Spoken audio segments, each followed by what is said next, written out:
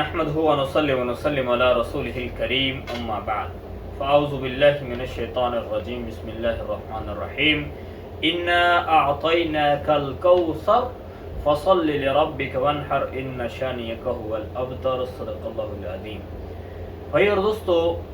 اللہ تعالیٰ نے اپنے بندوں کو بہت سارے اعمال عطا فرمائے ہیں جن کے ذریعے سے انسان اپنے اللہ کا قرب حاصل کرتا ہے، اللہ تعالیٰ سے دوستی لگاتا ہے۔ تو ان اعمال میں سے ایک عمل قربانی کا عمل ہے جو ذی الحجہ کی 10، 11، 12 تاریخ کو سر انجام دیا جاتا ہے اور یہ مسلمانوں کے ذمے ہے، اور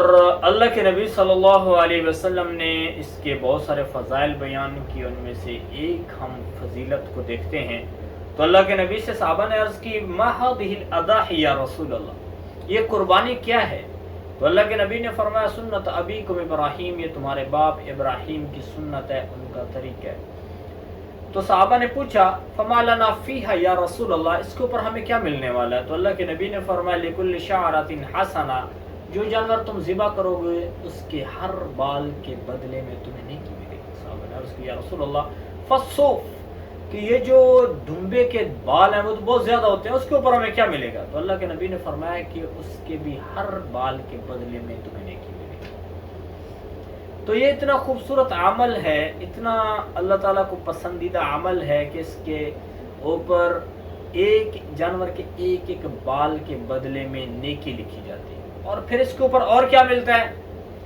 تو اما عائشہ رضی اللہ عنہا سے ایک روایت ہم دیکھتے ہیں، تو آپ صلی اللہ علیہ وسلم نے فرمایا کہ قربانی والے دن مسلمان کے جو عمل ہے، جو وہ نیکی کے کام کرتا ہے، ان میں سب سے زیادہ اللہ کے ہاں پسندیدہ جانور کا خون بہانا ہے۔ یعنی اس مسلمان نے جو عید کے دن جتنے بھی نیکی کے کام کیے ہیں، ان میں سب سے زیادہ محبوب اللہ کے ہاں وہ قربانی، وہ جانور کا خون بہانا اللہ کو بہت زیادہ پسند ہے۔ اور فرمایا کہ یہ جو قربانی کا جانور ہے یہ قیامت کے دن اپنے بالوں کے ساتھ، اپنی کھال کے ساتھ، اپنے سینگوں کے ساتھ لایا جائے گا، اور پھر یہ قربانی جب کی جاتی ہے اور اس کا خون، جانور کا خون زمین تک نہیں پہنچتا، اس کی گردن سے نکلا ابھی زمین پہ نہیں پہنچتا، اس سے پہلے اللہ تعالیٰ اس کی قربانی کو قبول فرما لیتے ہیں۔ اور میرے نبی نے فرمایا کہ قربانی کرو تو بڑی خوشی سے، دل کے اندر لن ینال اللہ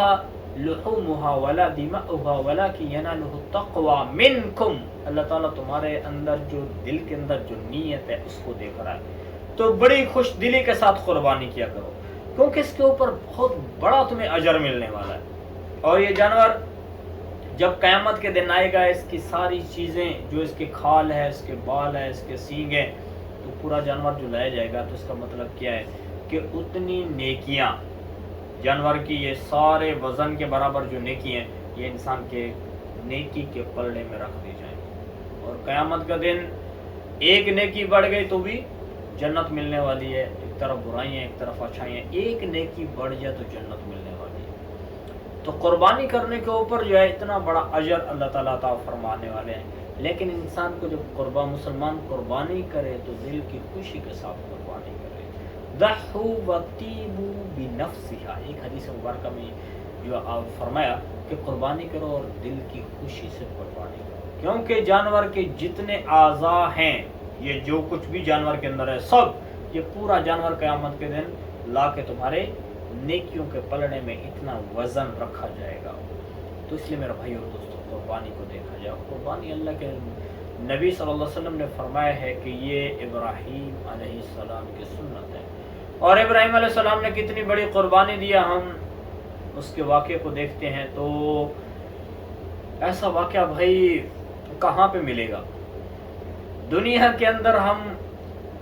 ایک نبی سے ہی اس چیز کی توقع کی جا سکتی ہے کہ وہ اتنی بڑی قربانی دے گا۔ ابراہیم علیہ السلام، اللہ تعالیٰ نے ان کو بیٹا دیا، اور بیٹا بھی اس وقت دیا، ابراہیم علیہ السلام کی اولاد نہیں تھی، اور عمر جو ہے وہ 80 سال سے بھی زیادہ ہو گئی، اور اللہ تعالیٰ کے سامنے ہاتھ اٹھائے ہوئے ہیں، اللہ مجھے اولاد عطا فرما۔ پھر اللہ تعالیٰ نے بیٹا دیا، پھر قربانیاں شروع ہوئیں، اور پھر جب 8-9 سال کی عمر میں بیٹا پہنچا تو اللہ تعالیٰ نے حکم دے دیا اس کو ذبح کر دو۔ تو کتنی بڑی قربانی ہے ابراہیم علیہ السلام کی، کبھی اس کو ہم بیٹھ کے سوچیں تو انسان کو ایک بہت بڑا درس ملتا ہے کہ اللہ جل شانہ کی ذات اپنے بندے کے دل کے اندر اپنے حکم کی اہمیت کو دیکھنا چاہتے ہیں کہ ایک مسلمان کے دل کے اندر اللہ کی محبت اور اللہ کے حکم کی اہمیت کے سوا کچھ بھی نہیں ہونا چاہیے، ساری چیزیں صفر ہو جائیں، اللہ کے حکم کے سامنے کوئی چیز کوئی حیثیت نہیں رکھتی۔ ابراہیم علیہ السلام نے یہ ثابت کر کے دکھا دیا، اور ابراہیم علیہ السلام نے اپنے بیٹے سے کہا یا بنی انی اری فی المنام انی اذبحک فانظر ماذا تری، بیٹے کو ذکر کیا، بیٹا میں نے خواب دیکھا ہے، آپ کو میں ذبح کر رہا ہوں۔ تو بیٹے نے آگے سے کوئی سوال نہیں کیا، بلکہ انہوں نے بھی ابا جان سے عرض کی یا ابت افعل ما تؤمر، جو آپ کو حکم ملا کر دیں، ذبح کر دیں۔ تو ابراہیم علیہ السلام نے اتنی بڑی قربانی دی ہے کہ وہ بچہ جو 8-9 سال کا بچہ، بھی اگر ہم سوچیں تو 8-9 سال کی عمر میں ایک بچہ اتنا بڑا زندگی کا فیصلہ کرتا ہے کہ وہ اللہ کے نام پہ کٹنے کے لیے تیار ہے۔ یعنی اللہ جل شانہ کی ذات اپنے نبی کو جو پیدا کیا ہے، اپنے نبیوں کو جب اللہ نے بنایا ہے تو نبی کے اندر ایسے پاکیزہ جذبات ہوتے ہیں، یعنی وہ ابتدا سے چھوٹی سی عمر سے ہی وہ اللہ کی پہچان رکھتا ہے۔ تو ابراہیم علیہ السلام کے معصوم سے بچے 8-9 سال کی عمر کے بچے کو اللہ کی ذات کی اتنی پہچان حاصل ہے کہ وہ اللہ کے نام پہ کٹنے کے لیے تیار ہو گئے۔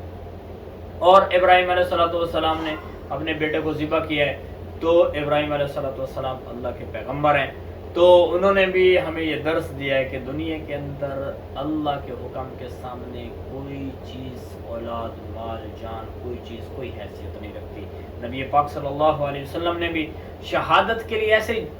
دل کے اندر ایسے اللہ کے نبی کے جذبات تھے، اللہ کے نبی نے فرمایا کہ میرا دل کرتا ہے اللہ میں تیرے نام پہ کٹ جاؤں، پھر میں زندہ کر دیا جاؤں، پھر میں کٹ جاؤں، پھر زندہ کر دیا جاؤں، پھر میں شہید ہو جاؤں۔ یعنی اللہ کے نام پہ کٹنا ہر نبی کی زندگی کا مقصد ہے، اور نبی دنیا کے اندر آ کر انسانوں کو یہی پیغام دیتے ہیں کہ دنیا کے اندر